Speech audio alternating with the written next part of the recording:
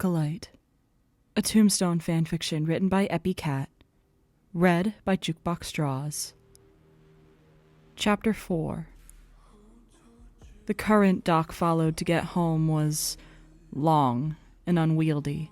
It took twists and turns and followed the whim of his subconscious without his wanting it to, but after what felt like hours of trying to bring the journey under any semblance of control, he caught sight of the homestead. With his end goal in sight, he fought even harder to get to his destination. However, it seemed the energy reserves in his body had been depleted of their last drop. Even the devil's assistance was no longer of any help, and the adrenaline he'd felt while taking down the hunters in the house felt like a long-distant dream that he mourned. He fell to the ground, hard, the impact driving all the air out of his laboring lungs. Inherently, he knew himself to be within the property line, but not within sight of the house. Cursing himself, he bit back a sob of frustration. He made it this far. He could go further. On shaking arms, he dragged them under himself and attempted to lever himself up onto them. After 3 tries, left his chin sore and covered in dust, he finally managed to find his feet, though his ability to stay on them was precarious at best. He took a slow step forward, lurching a little with the shift in his weight. Confident that he'd be able to walk at least a little further, he shoved his weight forward and forced his legs to follow, stumbling around like a drunkard. His vision kept graying out, fizzling a little at the edges, and his ears would go from putting everything in crisp sound to sounding like he was underwater. The constant back and forth he was fighting with his body was draining energy he didn't have left to give. He began to feel nauseous again, saliva pooling in his mouth hot and acrid, though there was nothing left to throw up, not even water. He wasn't sure how far he walked. He just knew it was in the direction of the homestead. Between one slow blink and another, he found himself hitting the sandy earth with a grunt he couldn't even hear over the obnoxious ringing that was taking over. Get up. He had to get up. He was out of chances. But, God, he couldn't do it. Everything was spinning, and even the thought of turning his head made him want to heave. None of his limbs would obey him any longer. The stab wound in his leg was still steadily dripping his blood into the sand, and the burning pain in the limb was hardly distinguishable from the rest of the burning pain overtaking his body. There were tears streaming silently down his face, but he wasn't sure when they started. He couldn't give up, but at the same time he could not stand. His body was done. He'd done all he could, and it still hadn't been enough. Wyatt would find his body once the vulture started circling, likely in the morning. It was still night, and the full moon cast a pale glare over the landscape, made everything look like silver, cold and infallible. "Forgive me, Wyatt," he whispered, voice thick from pain and tears alike. "Forgive me, please. I tried, and I failed." He swallowed, barely able to get the saliva past the obstruction in his throat. "And the dust returns to the earth as it was, and the spirit returns to God who gave it," he murmured, staring up at the stars above, spinning and spinning until his eyes were forced to close. "I think I'll just lay here." Walking home was a tired affair, Wyatt found. He'd finally been kicked out by Kate, who said he needed to keep an eye on the homestead, lest someone break in his absence. Which was fair, but that didn't mean he had to take it laying down. It was a particularly cloudless night, with the heavier wind likely being an attributing factor to that. The moon was full, and it was shining the full force of the sun's reflection down onto the smooth sands. Slightly chilled despite the earlier June heat, he tugged his coat a little closer and hurried up.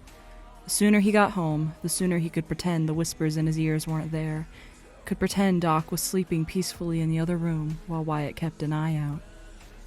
A heavier gust of wind forced Wyatt to turn away from the blowing sand, clutching his hat to his head.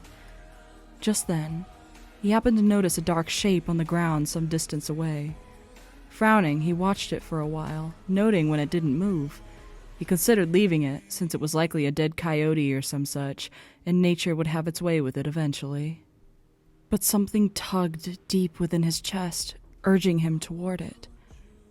Carefully, he took measured steps across the less trodden sand off the well-worn path toward the homestead in the form's direction.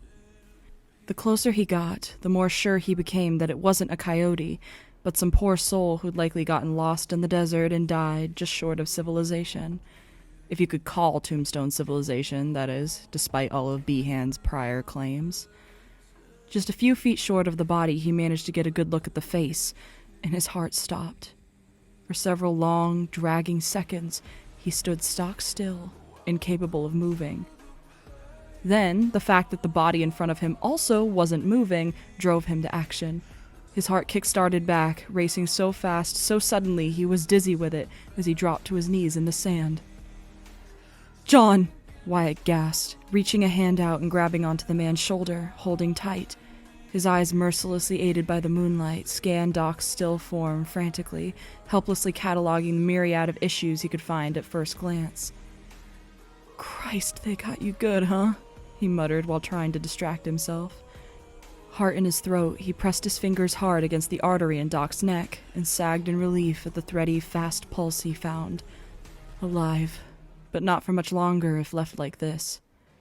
Indecision nearly rent him in two. They were halfway between the homestead and Tombstone, and he wasn't sure which to go to. Mindlessly, he gnawed on the skin beside his thumb and thought. The continued silence from Doc was what made up his mind.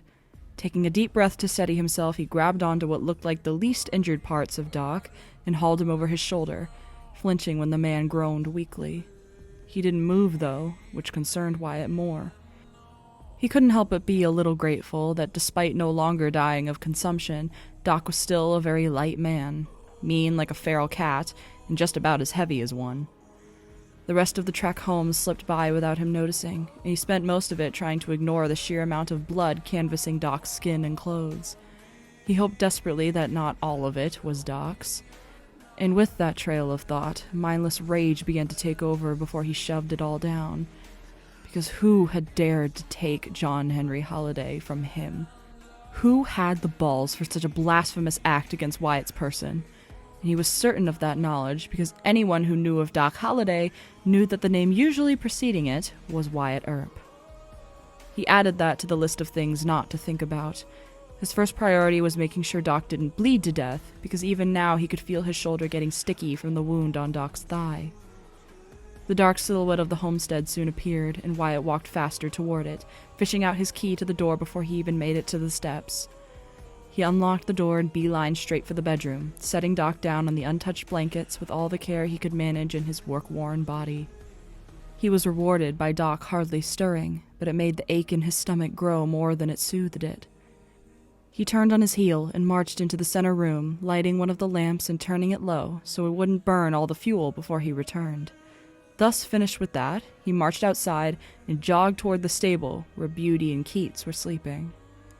For a moment he felt bad forcing Beauty awake, sticking the bit in her mouth before she was even on her feet, but he promised himself he'd compensate her with carrots once Doc was all sorted. Seeming to sense his urgency at least, she didn't complain beyond a few snorts of annoyance once she was on her feet, shoving at Wyatt's shoulder irately while he slung her tack on. He and Doc didn't always ride their horses into town, and Wyatt lately had been taking the time it took for him to walk to let the action make him stop thinking. Quickly, he led Beauty out of her stall, avoiding her legs as she high-stepped in annoyance, before settling at his tense whispers. Keats had lifted his head, snorting sleepily at the sight of them. Wyatt spared him a quick pet to the blaze before he jumped on Beauty's saddle, kicking her flanks lightly and setting her off into a canter. It didn't take him long to reach Tombstone again, and by that point of the evening almost every building on the main road was dark. Uncaring of the noise he made, he urged Beauty faster down the thoroughfare until they reached the doctor's office. Climbing down, he didn't even bother hitching her, trusting she'd stay put for the minute or so it would take for him to collect the doctor.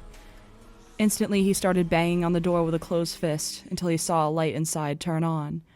He waited impatiently for the doctor to open the door, not even letting the man finish a question. "Doc's hurt," Wyatt said, cutting off the poor man, who knew by then to shut up. "Hurt real bad. He got taken a few days ago. It just came back. I need you to go to the homestead and help him." He paused, thoughts tumbling over one another inside his head. "He's bleeding. Bad." The doctor, whose eyes had dark circles beneath them likely due to nights like these, nodded and went back inside to grab his medical bag. Wyatt didn't stick around to monitor the progress, and instead hopped back on Beauty and steered her towards Kate and Josephine's place. He knew Kate had been just as worried as he'd been during Doc's absence, and he knew she'd want to be there with him if something happened. Wyatt arrived at Josephine and Kate's place in no time at all, repeating what he'd done at the doctor's office to theirs as well, impatiently waiting in silence as he saw a light flare to life somewhere inside. Kate was the one to answer the door, and he caught Josephine lurking somewhere behind her, eyes flashing. "Wyatt, didn't I just send you home?" she asked sleepily. "Doc's back," he rushed out, practically vibrating with the urge to turn tail and head back to the homestead to make sure Doc was still breathing. "He's hurt, but the doctor should be meeting us there." Immediately, Kate began to look more awake. "Mind if I hitch a ride along?" Peering behind her at Josephine, he asked, "And you, ma'am?" "I'll find my way out there in the morning. Leave the evening stresses to you folks," Josephine said, crossing her arms. Pretending he didn't see Kate leave Josephine with a lingering kiss, he walked off to wait by the horse. She soon came back out of the house, a plain dress thrown on and replacing the gown she'd been wearing. Her hair was up, but he couldn't tell if she'd put much thought into it other than getting it out of her face. Once she drew near, he helped her up onto Beauty, settling her behind the saddle before he hauled himself up after her, wheeling the horse around and quickly setting off back home. Her arms wrapped around his waist at the speed he took, but he didn't mind. Her hold was gentle, and it reminded him that he wasn't alone. Once again that night, the homestead came into view, but the light inside was brighter than he'd left it, and there had been an unfamiliar horse hitched up front. The doctor must have beaten them there. He dropped to the ground and helped Kate down, hurriedly hitching Beauty beside the small brown horse in front of the porch and following Kate inside. "Wyatt, is that you?" called Dr. Goodfellow, his voice originating distinctly from he and Doc's room. "Yes, sir, and Kate," Wyatt replied, walking into the room with Kate at his heels. They both froze in the doorway, though Kate was a sight paler than Wyatt. He could only assume it was because she hadn't already seen Doc in his current state, but it didn't really help. Goodfellow had cleaned the blood off his face and removed his ruined clothes, and Wyatt had to hold back a hysterical laugh at how pissed Doc would be once he realized that the doctor had undressed him. Of all the things to think about. "Good. Come here, Wyatt. I doubt he'll be moving anytime soon, but I want your help to hold him down while I stitch the wound in his leg, just in case he starts twitching," Goodfellow ordered, waving Wyatt over impatiently when he didn't move fast enough. "You can grab a chair from the kitchen to sit on in here, Kate," Wyatt offered, sitting himself on the bed next to Doc's hip slowly. He didn't receive a reply, but when he looked up, she'd disappeared. "Man took a beating, that's for sure," Goodfellow murmured, pouring some of Doc's whiskey onto the stab wound in his thigh.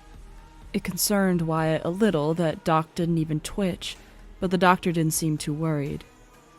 "Broken ribs for sure. Luckily, one didn't puncture a lung. There's a cigarette burn on his arm, but I'm not too worried about that one. Other than the knife wound, I'm not all too sure why he's in this condition." He paused, glancing at Wyatt from the corner of his eye. "Though I'm sure you've got some ideas." Wyatt didn't reply, but he did tilt his head a little. The doctor only hummed and began stitching Doc back up, after nodding his head for Wyatt to hold down Doc's legs. Kate returned just then, dropping the chair with a clunk and sitting in it, face decidedly pinched. "Surprised he ain't got an infection, but this son of a bitch has always had some wicked luck," mused Goodfellow, pulling the thread through the skin, knotting it, then going the other way, through and over again. Kate nodded quietly. "Sure has," she agreed. They all sat in silence for a little while, watching the doctor apply stitch after stitch, brow creased in concentration. Not too long after he started, he pulled away with a sigh, stretching out his back a little. "Most of these wounds will just take time. He's lost a lot of blood, and on top of the ribs and whatever else happened to him, he's likely going to sleep for a while. Once he's lucid, get some water in him, fruit maybe. Something solid if he'll take it. Keep him in bed for as long as you can, 'cause knowing him, he'll be back trying to reclaim his stakes at the poker tables within the week if y'all let him," Goodfellow instructed, casting a tired eye over Doc's body to make sure nothing else stood out. "Yes, sir," Wyatt murmured, setting the details in his memory. With a groan, Goodfellow stood and grabbed his bag. "I'll see myself out. Call me if his condition worsens, but I'm fairly confident he'll pull through," the doctor said, reaching up to tip a hat he wasn't wearing, grinning sheepishly at the realization and quickly leaving. Wyatt waited until he heard the front door shut before he reached for Doc's hand, pulling the limb toward himself and kissing the man's knuckles. And, pointless as it may be for a man like Doc, he quietly dipped his head and prayed, knuckles still held firmly to his mouth. Faintly, he heard Kate join him on Doc's other side. It was only hours later, when the sun was rising, did Wyatt realize he hadn't stood watch at the window, hadn't heard whispers in his ears condemning him for the decision. He let out a shaky breath and stared at Doc's pale face, the rest of him covered in a plethora of blankets. Just barely he could see the small rise and fall of Doc's chest. The man's breathing had been particularly labored when he was first found, but as the night went on, turning to morning, Wyatt was relieved to hear it ease a little bit. "I can smell the blessed iron and holy water on him," Kate murmured, looking up at Wyatt from where she was holding Doc's other hand, thumb gently moving back and forth over the back of it. Wyatt sighed. "I figured. Say it's a miracle he came back at all, considering his state, but, well, I don't think we have anything truly divine to thank for this one." Kate's gaze slowly returned to Doc. "No," she agreed, placing a hand on Doc's cheek. "But I can't help but be grateful nonetheless." To be concluded in Chapter 5.